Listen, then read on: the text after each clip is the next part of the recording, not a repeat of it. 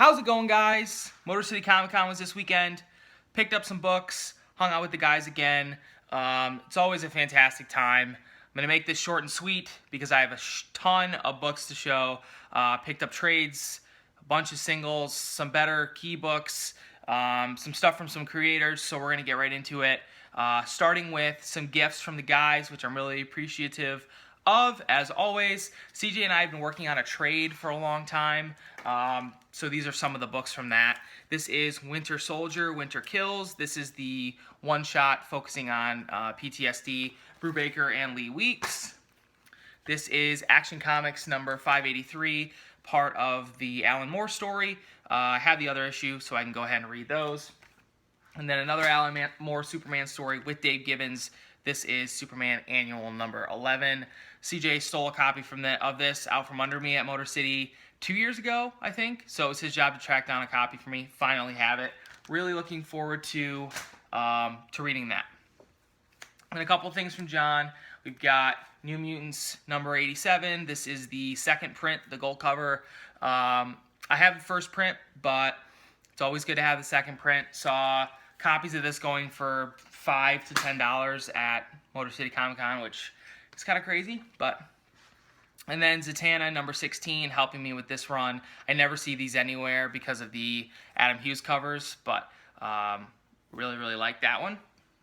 And then a couple things from Scott. This is an Archie, and a little backstory on this one. This is Archie number 286. Scott was able to track down all of the original art from one of the issues in here, and he gave it to all of us, so we all have the pages of one story in here, which is really cool. Also really cool to have the single issue that goes along with it. So really appreciate Scott doing that. It's a great idea. He also got me some trades. This is Parker, Volume 1, of course done by Darwin Cook. There's 4 volumes in this. I think I need to track down the rest of them. It's been on my list to check out for a while now, so finally had the opportunity to do that. And then this is Gary Spencer Millage, Strange Haven. Totally seems like something that I'd be into. Never heard of it before, but Scott says it kind of has a cult feel to it, which is essentially all I need to hear, and I'll read it. So really looking forward to checking that out. This is Volume 1, and that is Volume 2. I think there's 3 volumes, so we'll have to track that down, and I believe he's working on a 4th. So Scott also got me a Dementor Funko. He knows how much I like Harry Potter. Appreciate that. And then something I picked up for myself. Been looking for this for a while. This is the Demogorgon Funko Pop. Haven't been able to find this anywhere, and then all of a sudden, Second and Charles had a bunch of them, so picked that up. Okay, so that's gifts from the guys. Moving on to some stuff from some creators. Got really awesome stuff this year. For the first time ever, decided to go for some sketches, and I'll show those in a minute, but I'm going to show the signed books first.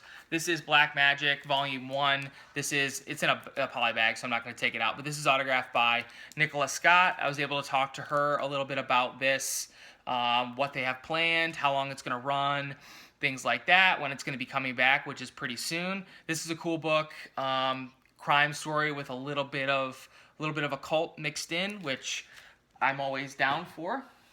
Hold on, got a ton of stuff, got to make some room. And then these are all some signed books. I didn't get a ton of books signed, but I met some people that, I was really looking forward to. This is Justice League Suicide Squad number 1. This is the second print, signed by Jason Fabok. He actually said that this was his favorite cover that he did of the Justice League Suicide Squad story. Then they ended up using it for a second print, but glad to have the opportunity to meet him. He had some really cool original art there, really expensive. This is Uncanny X-Men number 294. First part of the Executioner song. This is Brandon Peterson's signature on it right there. He did the art, he did all the Uncanny issues during Executioner song. I'm not quite sure how many more he did, but had a nice conversation with him too.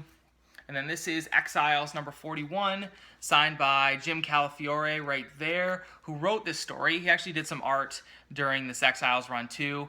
Was able to talk to him a little bit about this particular book, this story. It's just a 2-part issue about Nocturne, who is Nightcrawler's daughter. had a really cool conversation with him. Have met him before, but wanted to take the opportunity again. And then someone that I met for the first time who was actually surprisingly cool. The opportunity to talk to him was brief because there's a lot of people in line, but was able to talk to Ed McGuinness for a little bit. Got my copy of Amazing X-Men #1 signed. He also had some really cool prints, but decided to pass on those. As like I said, I was spending some money on some sketches and stuff like that, some original art. So wanted to focus on that. And then by far and away the best experience meeting a creator was with Dave Gibbons. We stood in line for Dave Gibbons for forever on Friday. We were in line for 2 hours waiting for signature, and he was also doing some sketches, and all of us wanted to get sketches done. It's a really good thing that we did get in line on Friday, because it sounds like his line got really long on Saturday and even on Sunday, and some people missed out on opportunities to do other things because they're standing in line to get a Dave Gibbons sketch for 4 hours on Saturday, which is just insane. So got that done on Friday.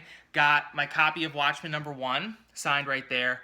And essentially how it worked is we're all standing in line. You move up to the table. He's got a chair in front of the table. If you're getting a sketch done, he asks you to sit down while he did the sketch for you right in front of you. Had a really cool conversation with him and with his wife. And like I said, I think Scott got a sketch and Greco also got a sketch. So all of us were standing in line together, so we all had an opportunity to talk to him, get a picture with him and stuff like that. I think Greco's going to have some footage, so whenever he posts a video with some of his live footage from Motor City, definitely check that out. The exchange was fantastic. Far and away the best creator that I've ever met. He was doing sketches for $60. All of the proceeds went to the Hero Initiative, so all for charity. Had to get something done. My favorite Watchmen character is Dr. Manhattan, so decided to get a Dr. Manhattan done. Here it is right here. You can't really see it on camera, but he sketched in blue pencil first, and he was doing them all that way, but because this is Dr. Manhattan, I think it definitely adds to it, makes it look like it has a little bit of color to it, but really, really happy with that, and really happy with the opportunity to get to talk to Dave Gibbons. So. And then I also got 2 more sketches done. That corner sort of like lit the fire. That was all I did on Saturday. On Friday. And on Saturday, I went to talk to Chris Burnham, who has recently written some stuff, but also did art on Batman Incorporated, I'm pretty sure.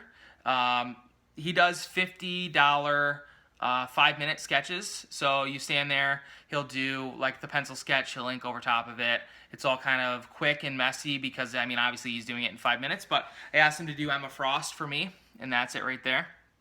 Actually really happy with how it turned out.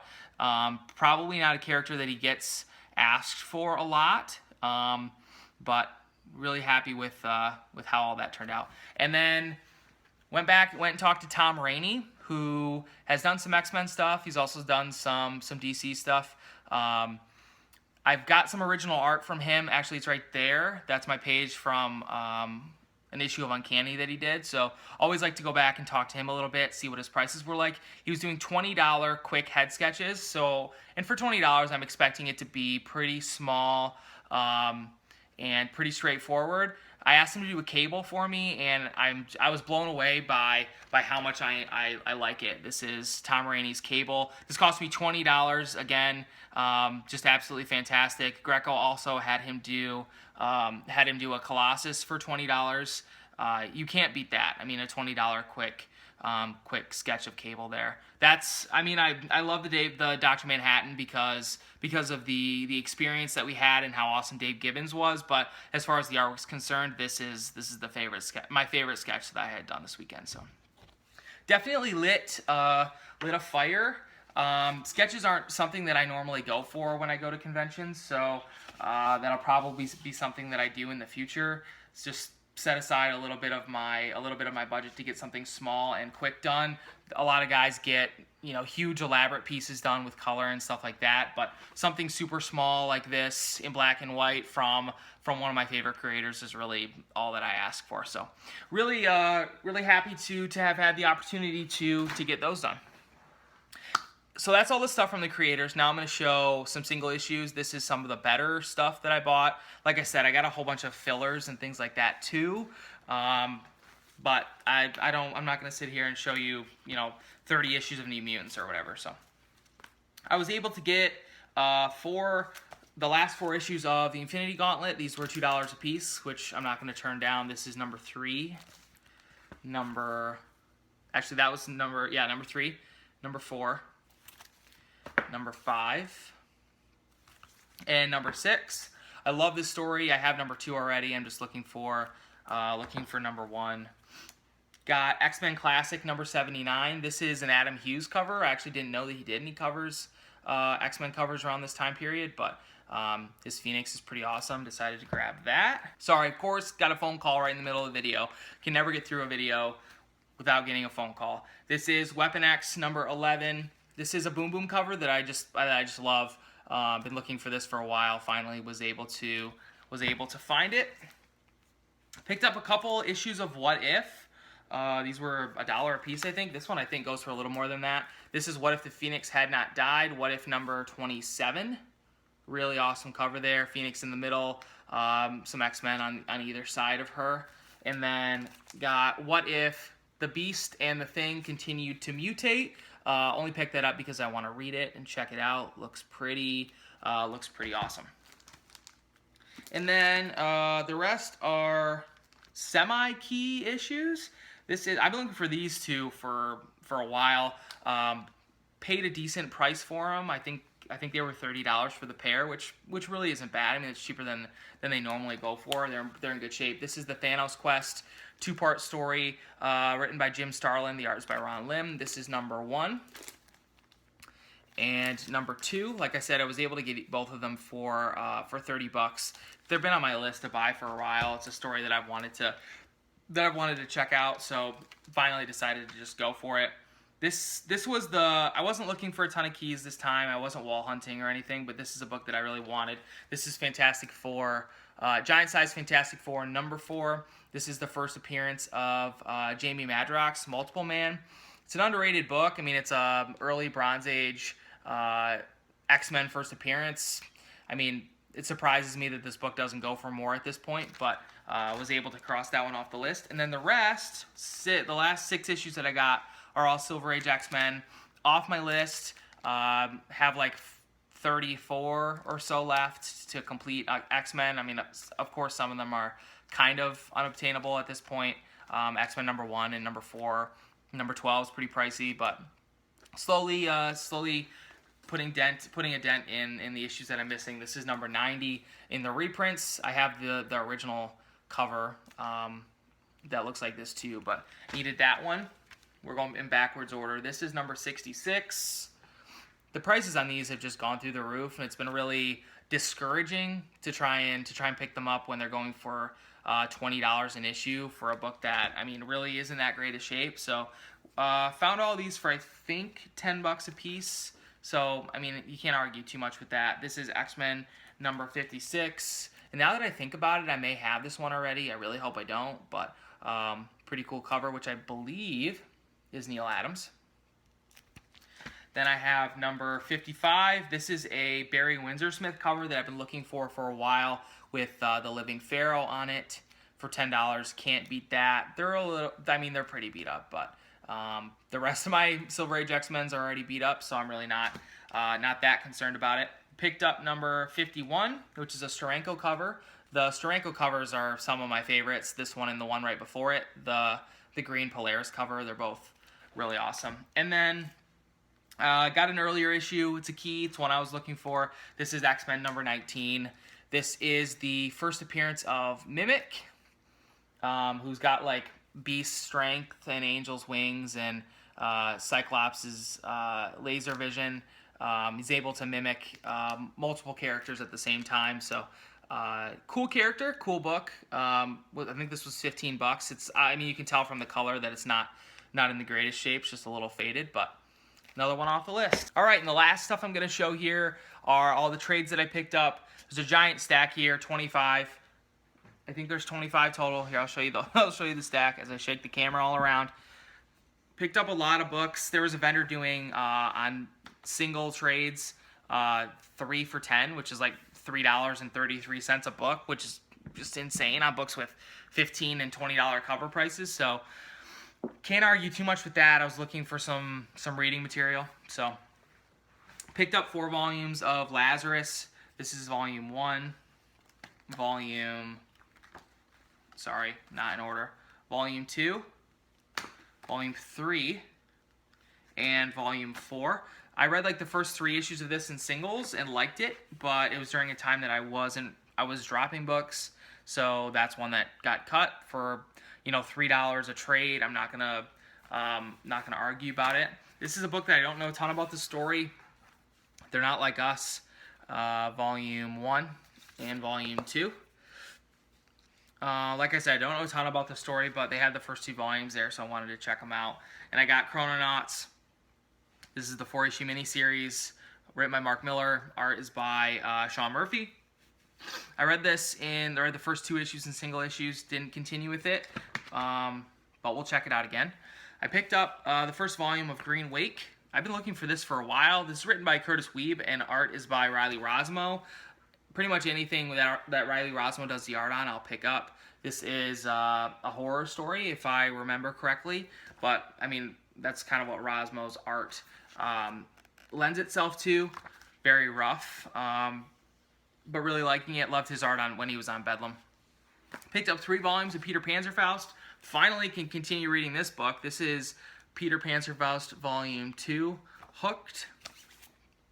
This is volume 4, The Hunt. And the last volume, volume 5, On Till Morning. So I'm missing volume 3, and then I have Peter Panzerfaust complete. I read the first volume and loved that. This is the last 2 volumes of Fatale that I needed to read. This is volume 4 and volume 5. Brubaker and Phillips, that's all you really need to say at this point, but kind of a noir horror feel to this book. Highly recommend it. I've been looking for volume 5 for a really long time, so glad to finally pick those up. Another book that I don't know a ton about the story, but I picked up Shudder. This is volume 1, Wanderlust, and volume 2, Way of the World. Written by Joe Keating, right? Yeah. And Leila Del Duca on the artwork. Like I said, don't know a ton about the story, but with the first 2 volumes there, I decided to grab them. Another book that I was reading in singles and kind of dropped, this is Wicked and Divine, Gillen and McKelvey. The art is fantastic. I read the first 4 issues and just decided that I wanted to trade weight it. This is why I decided to trade weight things when you can get stuff for $3 a volume. That was volume 1. And that's volume 3. I need to find the second one. I think there's at least 4 out at this point, maybe more. And then I picked up all 3 volumes of Outcast because I dropped this book in single issues. Just moves so slow. Didn't necessarily not like it, but when it's moving a little bit quicker, it feels like it's moving quicker in trade because you can read the issues all at a time. So picked up volume 1, volume 2. And volume 3. I think there's at least 4, maybe 5 out at this point. So I've got some work to do in picking those up. And then the rest are hardcovers. Got 3 hardcovers. This is Wolverine Noir, the only non-indie book that I picked up in trade. I've been looking for this in single issues for a while because it's Stuart Moore and C.P. Smith together. They've done a few Wolverine stories that I've really, really enjoyed. C.P. Smith's art is fantastic. It's really gritty. I think it fits a Wolverine story really well. Excited to pick this up and find it in hardcover. Still looking for the Weapon X one, either in single issues or the hardcover. And then picked up a couple oversized hardcovers. One place was selling these for $25 a piece, and I almost bought it. And then we went over to the booth next to it, and they had it for $10 a piece. This is The Private Eye, written by Brian K. Vaughan, arts by Marcos Martin. I don't know a lot about the story. I know it's kind of like a sci-fi mystery type deal. It's this weird shape. Everything it's really long. So looking forward to reading that. Just always looked really interesting to me on the shelf. Written by Brian K. Vaughan. I'm sure that it's good. And one of my favorite things that I picked up. This creative team is fantastic together. This is my favorite comic book writer right now. Picked it up in oversized hardcover. This is The Last Days of American Crime by Rick Remender and Greg Tocchini. If you're not familiar with them as a team, they're doing Low right now, which is a really good book. Really excited to pick this up in oversized hardcover and give it a read. I don't know how many single issues this actually was. Guessing 5 or 6. But anyway, anything in this kind of oversized volume is really awesome. So that's everything that I picked up. Well, not everything. That's the majority of what I picked up, the non-filler single issues and stuff like that. As always, had a fantastic time at Motor City Comic Con. Always appreciate everybody coming to us for us to be able to spend the weekend together. It's nothing better than hanging out with friends and digging in bins and buying stuff, buying comic books and things like that. So thanks for watching, guys. Really appreciate it. I think mine will be the first haul video that's up. Go ahead and check out everybody else's. I will link their channels down below. Scott, Johnny, CJ, and Greco. Thank you guys so much for hanging out this weekend. Always appreciate it. Can't ask for better friends than you guys. So anyway, thanks for watching, guys. Take care, and I will talk to you again soon.